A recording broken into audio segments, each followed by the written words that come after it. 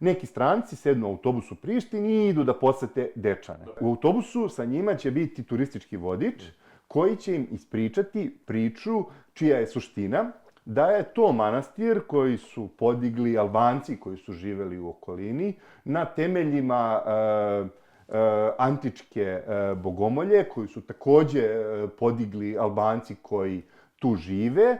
Na freskama se u manastiru mogu videti srpski vladari samo zahvaljujući činjenici što su u jednom trenutku oni imali vlast na toj teritoriji i onda su oni nacrtali. Oni su nacrtani, a to su opet radili lokalni Albanci. Tako suštinski se praktično predstavi ljudima da je to deo albanskog, znači ne kosovskog, da kažem, kao neke multikulturalne države Kosovo, nego baš albanskog nasleđa koje sticajem okolnosti ima i te neke srpske elemente, prvenstveno kroz freske tih srpskih vladara.